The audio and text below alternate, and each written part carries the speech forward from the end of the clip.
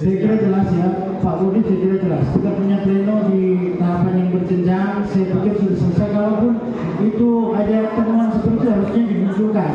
Waktu contohnya di desa, ada berapa yang TMS? Berapa yang TMS kan di desa? Kalau di sini ya kita... Rapat pleno terbuka penetapan daftar pemilih sementara (DPS) yang digelar KPU Boltim, Provinsi Sulawesi Utara, Sulut, berlangsung alot.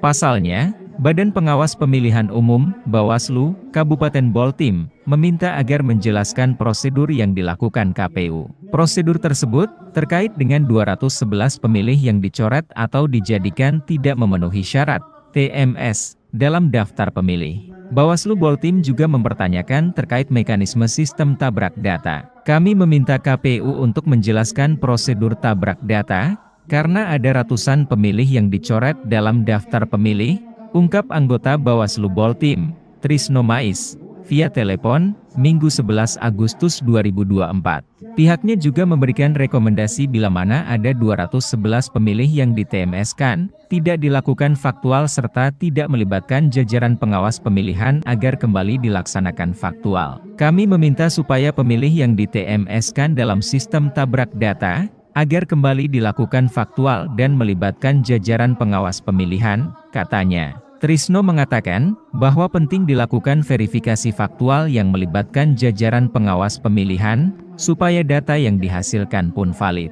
Trisno merinci ada 221 pemilih yang di-TMS-kan berdasarkan metode tabrak data. Total yang di-TMS pemilih hasil tabrak data KPU sebanyak 211, ini harus difaktual, supaya data-data tersebut valid, ujarnya. Koordinator Divisi Hukum, Pencegahan, Parmas, dan Humas Bawaslu Boltim, meminta supaya KPU harus menindaklanjuti rekomendasi Bawaslu. Karena kata Trisno tujuannya sama, yakni mendapatkan data pemilih yang akurat. Sebenarnya dengan melakukan faktual langsung dengan jajaran pengawas pemilihan, kita punya basis data yang valid, dan bisa dipertanggungjawabkan, karena itu data yang didapatkan berdasarkan hasil pengawasan melekat, pungkasnya. Semenjak itu, anggota Bawaslu Boltim, Harmo Komando, menambahkan, bahwa ada perbedaan data pemilih antara data DP4 hasil pemilu lalu dengan data hasil coklit. Oleh sebab itu dirinya meminta supaya ada penjelasan yang komprehensif terkait dengan selisih data tersebut. Ini ada perbedaan data hasil coklit dan DP4. Kami minta supaya KPU menjelaskan hal tersebut, kata dia. Ya. Jangan nanti di hak itu baru kita berdebatkan soal 900 orang ini.